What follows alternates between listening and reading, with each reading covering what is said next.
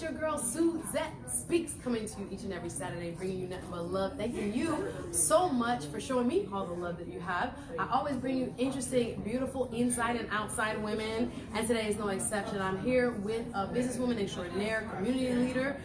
She's a mom, philanthropist. She got too many titles for me to tell you about. Her name is Miss Sheila Cherfilus-McCormick. She's out here in Fort Lauderdale, where we are. First of all, where we are is Nova Southeastern University. For those who know South Florida, big up Davie and all surrounding areas.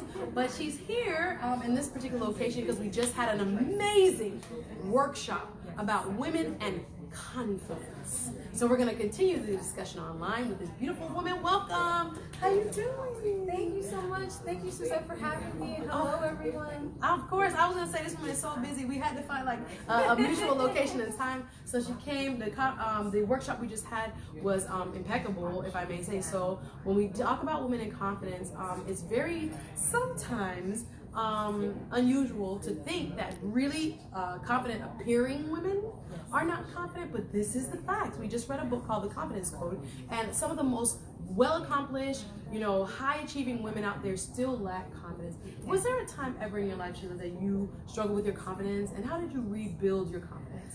I think that in any new experience, there's always a struggle with confidence, because you're not sure of what am I going to do? Am I good enough? Or how can I approach it? But the truth is, we have to challenge ourselves so we can grow and actually manifest what we dream and what we see in our spirit. Absolutely. So anytime I feel like I'm confronted with confidence issues, it's really a spiritual battle. Oh, yes. I remember who I am. Yes. That's deep. Hold up. That's free admission right there. So usually on a spiritual level, we're deficient, or we're not practicing as often and as deeply as we should be, and therefore all the other parts of our life, I've been there, hallelujah somebody, that your other parts of your life kind of lose balance because spiritually you don't have that foundation. That's very good. Yeah. So how do you regain that foundation? I praise, I do praise music. Okay, you be in your house. Hey. You should see me dance. Oh, I was singing because I think I can sing. I can't sing. But don't make me do it right now.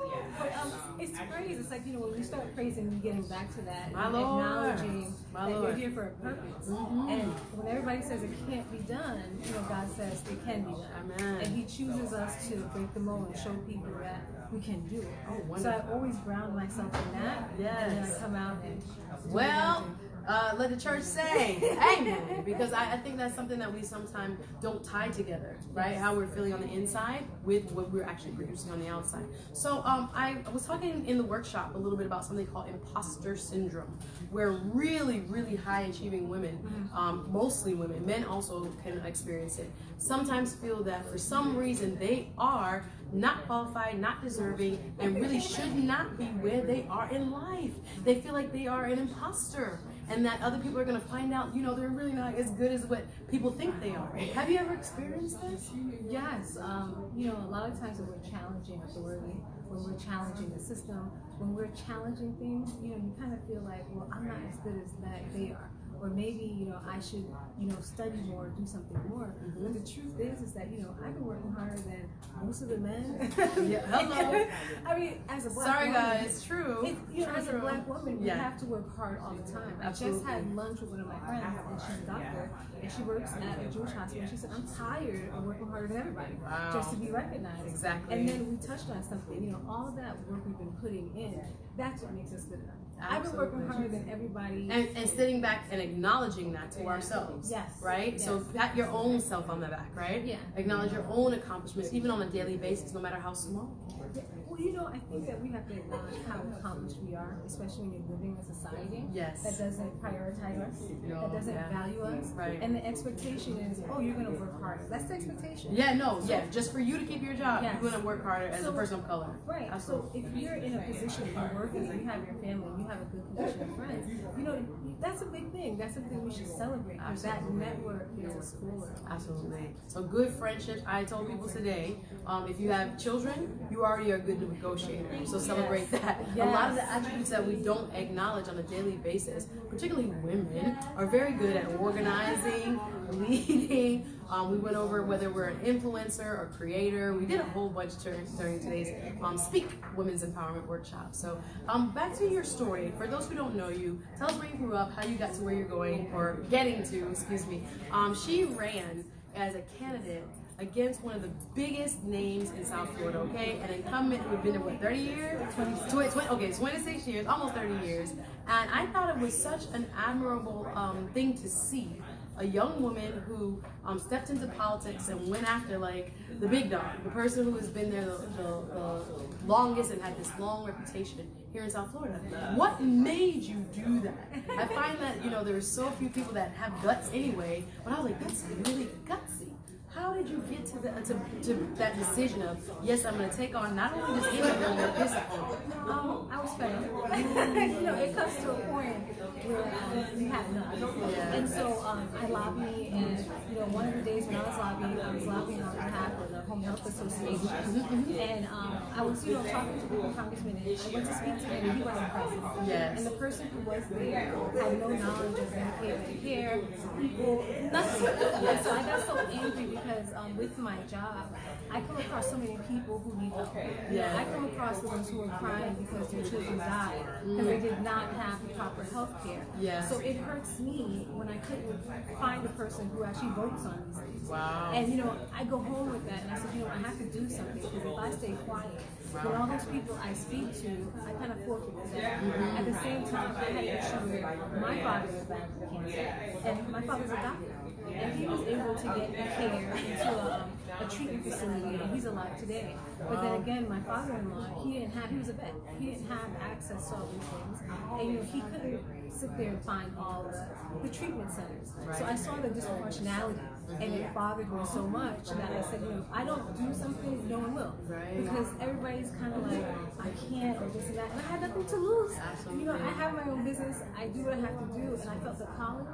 And so since then I took off. But what was impressive is when I decided I was going to run, different channels of people kind of stood up and supported me. My alumni associations, Howard University, even from down to my high school, Shanghai College Preparatory. The high schoolers came out. Yeah, we know how that is. Yeah, high school support you. Everybody came out to give me a lot of support because a lot of people stood up. So it was an amazing experience. At the end of it, we had a campaign that lasted probably 3 months, and within 3 months we raised close to $30,000, and we got close to 30% of votes, which has never been done. It kind of set precedent. You know, when you're doing what's right, when you're doing what you're called to do, when you're fighting for the people, they will show up for you. I love it. So I'm like, okay, listening to this woman right here, I'm like, ooh, I want some of that confidence to just kind of to just rub off on me, because it would appear, and this is what I want to get to, that when you see a woman who's stepping out with such boldness and has such a passion for healthcare, she's a healthcare exec, president and CEO, by the way, and she's very passionate about an issue, it would seem as if that there would be no times where you see doubt or any type of discouragement creep in. Did that happen to you during your campaign? Did you ever feel it? And then how did you counteract it? Well, definitely, you know, one of the biggest things when you're running against an incumbent who's strong like that, people are positioned to tear you down. Like, that's just the field you're in. There will be people who are waiting for you to come in, who will tell you things just to tear you down. But then you have to understand how the game is played. You know, that always happens to people who they're scared of. If they didn't think what I was saying is true, if they didn't understand that I had a point, then no one would do it. I would be a nobody. You have no shot. But they say that they're coming after the big dog because it has a bite. Like, there's somebody there. There's something there. So they wouldn't attack you if you didn't have any type of threat. I see that for sure. For women a lot. Yes, and something else, if you look at the dynamic time that we're in now, it's such an exciting time because you see women really taking the helm, like, you know, really just running with the ball and doing what you have to do, and that is like motivating itself. When I decided to run, I was partnering with a whole bunch of women nationally. And so we were like, okay. That blue wave that was out there, the AOCs, and those women that had really a challenge of the establishment above all. There was a lot of women who were running, and you know, we talked about it even before I said I was going to run. So let me go talk to other people and see if they will run, and I'll support. But I couldn't find anybody. And so I was like, are we going to let the voice of the women in South Florida go void? Will there not be anybody to stand up and say, you know, the women of South Florida deserve this, we demand this for our children, our husband, and our kids? So I stepped in and I did it. It's interesting you brought up the blue wave because it's such. Let me tell you the background about the we're ready. Last year, in 2018, when we decided to do this, everybody was predicting a blue wave, and a lot of black and brown women were discounted. They said it was going to be a blue wave, and they didn't think we would be leading it. You know, we weren't in the wave. Right, well, we were part of it, but a lot of people were underestimated our influence of it was going to be us. And so they give a lot of attention, a lot of funding towards other women. But after primary kept on rolling in, they said, oh my gosh, it's a brown and black woman wave. So even this time around, everyone's like, pay attention, guys. We need more brown and black women. And everybody's pushing for it, and that's what I think is the proudest movement. And so I spend most of my time running around trying to tell the women in the district, it is our time. Absolutely, ladies, let's wake up. Yes, if you wanted to do anything, you have people who will support you, men and women. You have, the doors wide open. And what we have to do is motivate women to go through those doors. Like, that's what we're here to do, is to make sure every single woman gets through that door. And there's a lot of men who will support us because they understand that just because it's our time doesn't mean that, you know, you're not included. Because everybody has their time, and it just so happens that we're in a blessed, sacred place where black women are leading us. The significance of impact is, I can't even express it, because, you know, years from now, we're going to see that in the history books. They're going to talk about this movement. Sometimes the people who are most marginal or more marginalized are what shifts our politics, our body politic. Now, I would say that is true for the Trump supporter as well. The people that were like kind of the forgotten, if you will, the men who used to have factory jobs or union jobs, could take care of family without a high school degree, without a college degree, they felt left behind by the economy, and it grassroots wise woke them up until they really supported someone who they thought does represent their needs and does is a voice for their I guess lack of being paid attention to.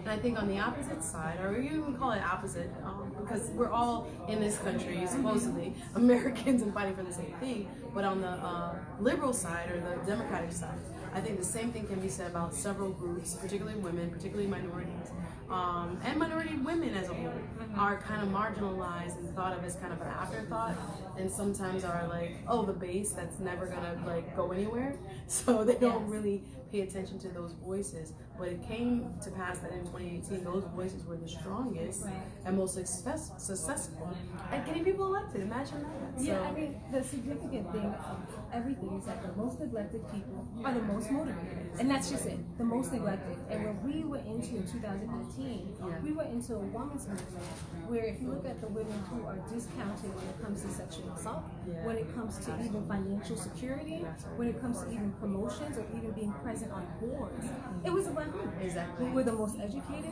the most underpaid, and we had the biggest burdens, and we're expected to take care of everybody, including to advocate for our other counterparts who are not white. They expect us to lead. Where are you? Come on now. We need you to line up. So when you look at the world, correct. So when you look at it, and when it was time for leadership, we were like, oh no, no, it's time for us to step forward. We couldn't trust anybody to come in halfway. Like, if we're gonna fight this, we need to fight to the end and tip the scales. So that's what I think is incredible about it, and I love what Suzette's doing, because I feel like all the women have great energy, and when you're fighting this kind of fight, you have to be there with women who are positive, women who can see further than what's in front of them now. Are community minded. And I love that. I think for those who don't know her, I'm going to make sure I tag her pages, because you are that woman. You are very community minded, whether it's through, and she's Haitian American, by the way, the Haitian American Chamber of Commerce, other endeavors that I see you put yourself out there. I think, first of all, I don't know how you, first of all, you're so busy, I don't know if you have time to do it, but it shows, it speaks to your heart that you want to still serve, still give back, and not just say me, but plant seeds in other people, other organizations that are doing that upliftment of our community. Well, thank you. I think that it's imperative in anything that we're doing. Because, and I always say to people, even when I'm hiring, even when we're like looking for someone we're going to love to and more, test their heart. First thing we do is test your heart. It's not about your intellect, it's not about your background. Because if you have the heart for it, if you're not looking for fame, we call this value system alignment. Yeah. If your values don't align with mine, Yes. I can't even work with you. So a lot of people don't even know that. When we're interviewing, like especially when it comes to higher levels of executive capacity, Absolutely. everybody's resume at that point It's the similar. same, yeah. So what we're looking for is your heart. Yeah. And I found it very interesting that when it comes to politics, we're not testing their hearts. Oh, You know, we accept a lot of foolishness. Right. We don't test their hearts. We're like, okay, you're running with this crew or you're with this person. Right. But we never sit down and be like, you know what? What do you think about? Who do you love? Who do you serve? Do you love the people or do you love the spotlight? Exactly. Are you there to embarrass people, especially in this generation where a lot of people feel calling like out and all that. Yeah, they feel like it's a cool thing to call out and embarrass people. Thanks, Mr. President, but the example has been set, so it's very difficult to go away from that. So I want to know, having gone out there, thrown our hat in the race in 2018, are you interested in getting back into politics?